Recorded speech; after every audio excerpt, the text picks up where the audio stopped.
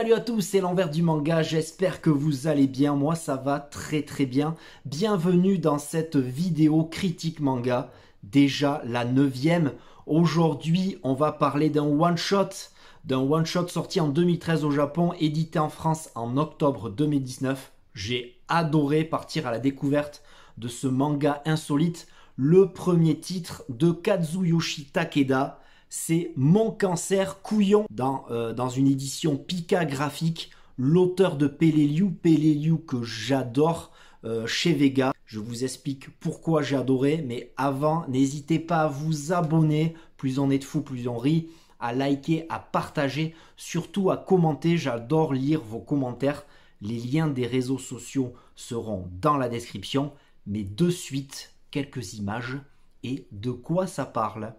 À 35 ans, l'expression « ça n'arrive pas qu'aux autres » a pris tout son sens pour moi quand mon médecin m'a diagnostiqué un cancer du testicule. S'en est suivi une hospitalisation en soins de longue durée. Pendant l'année qui s'est écoulée, j'ai subi opération, ablation, traitement douloureux et évolution dramatique de mon mal. Mais je me suis aussi fait des compagnons, j'ai ri, j'ai pleuré. Tous ces moments, ces visages, je ne les oublierai jamais. Voici le récit véridique de ma lutte contre le cancer et de toutes les rencontres qui l'ont ponctué. C'est une autobiographie. L'auteur va raconter l'année qu'il a passée à l'hôpital suite à un cancer du testicule. Voilà, je savais que ça existait, mais l'auteur se livre dans ce manga.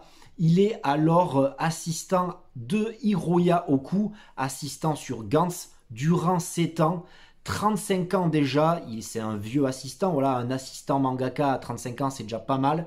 Il rêve de devenir un mangaka à succès, il rêve d'écrire sa propre série. À l'instar de Peleliu, eh bien, j'adore les dessins. Voilà, les dessins sont tout mignons, tout chibi. Eh bien, ça fait un contraste avec la dureté du propos. Comme dans Peleliu, le propos est très grave. Peleliu raconte une seconde guerre mondiale côté japonais. Et puis, ça atténue un peu le propos très dur. Pas un propos où l'auteur va se lancer des fleurs. Là, il va se mettre à mal. Je trouve ça assez courageux, très courageux même. Tout d'abord, qu'est-ce que c'est le cancer des testicules ? Un cancer très rare au Japon, 1000 cas par an au Japon, c'est extrêmement rare. Ça touche à la virilité, on a tendance à pas le croire, à pas le voir. Eh bien, il faut souvent, lui il a eu la chance d'avoir une femme qui, voilà, après un acte sexuel, je vais vous l'expliquer avec une balle anti-stress que j'ai là. Donc quand la testicule, parce qu'il le raconte lui-même, je le fais un peu comme ça, parce qu'il arrive à jouer, à rigoler de son sort, et ça c'est très fort, c'est très émouvant. Eh bien quand la testicule, eh bien elle est là, quand elle est palpable comme ça va. Dès qu'elle devient très dure, eh bien aïe. Donc un cancer des testicules peut se guérir très vite, très rapidement.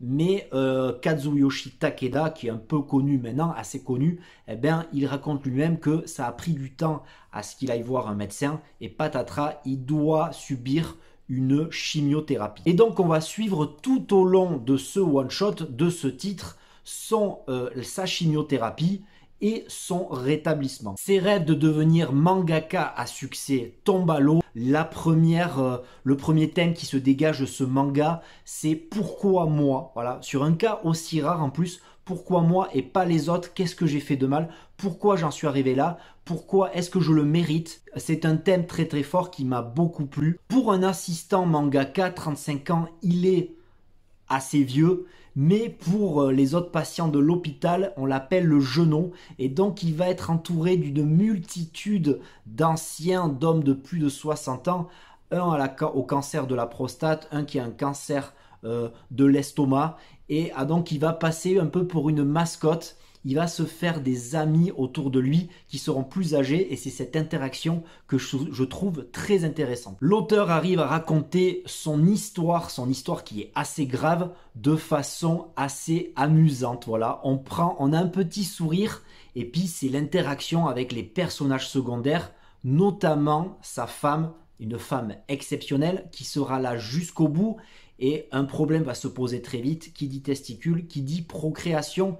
Ils ne peuvent pas avoir d'enfants à part mettre la semence dans une éprouvette. C'est très compliqué pour un homme, pour un couple. Il y aura aussi l'intervention d'un petit chien, voilà, d'un petit chien auquel ils vont s'attacher, qui va devenir un espèce de totem, un espèce d'enfant de substitution. Mais c'est aussi un manga, un titre très très triste, notamment avec cette chimiothérapie. Un manga assez lourd à lire, mais c'est aussi un manga rempli d'espoir. De l'espoir pour un mangaka, pour un assistant mangaka qui, par le biais de sa maladie, va écrire sa propre histoire. Et il va commencer à écrire difficilement en étant malade. Il se dit voilà, bam, c'est le moment, pourquoi pas commencer ma carrière de mangaka par cette histoire. Il va le faire assez difficilement puisque le crâne rasé, la chimiothérapie, il n'arrête pas de vomir. Mais il va y arriver, il va trouver, Hiro Yaoku, les assistants, le monde qu'il connaît, les mangaka, les professionnels vont lui trouver un éditeur et il va s'en sortir. Rempli d'espoir aussi pour son couple, voilà, son couple qui va se renforcer. Son couple avec sa femme, c'est une belle histoire d'amour. J'aime beaucoup cette histoire d'amour, voilà, qui va se renforcer via la maladie. Elle aurait pu se renforcer autrement. Là, elle le fait par ce biais. Et aujourd'hui, Kazuyoshi Takeda est un mangaka confirmé, une expérience qui l'a fait grandir. Et ce manga peut servir à une génération qui a peur d'aller chez le médecin, a peur d'aller aux urgences, parce que ça touche à la virilité. C'est compliqué comme cancer, un cancer dont on peut mourir. Kazuyoshi Takeda l'a subi. Voilà, en résumé, Mon cancer couillon de Kazuyoshi Takeda est une belle découverte. C'est un ascenseur émotionnel, une autobiographie racontée avec humour, alors que le sujet est très grave. Ça peut être risible, un cancer du testicule, c'est très très grave. Il arrive à se mettre en scène lui-même, je trouve ça très courageux. Il arrive à le faire avec humour. Il y a aussi des passages très très tristes, très graves, mais il va en ressortir grandi, il va devenir mangaka, sa relation va ressortir grandi, portée par des dessins tout mignons, et ces dessins mignons vont lui servir à décrire son propos à merveille. Mon cancer couillon, que je conseille vivement, un one-shot. En plus, il y a beaucoup de lectures, ça vaut le coup. C'est chez Pika Graphique. Voilà, c'est terminé pour cette vidéo. J'espère qu'elle vous aura plu. N'hésitez pas à vous abonner. Voilà, plus on est de fous, plus on rit. À liker, un petit pouce bleu, à partager cette vidéo. Commentez, voilà, commentez. Dites-moi si vous avez lu ce manga, si vous comptez le lire. Les liens des réseaux sociaux seront dans la description. Et je vous dis à très bientôt et merci d'avoir regardé cette vidéo. Ciao.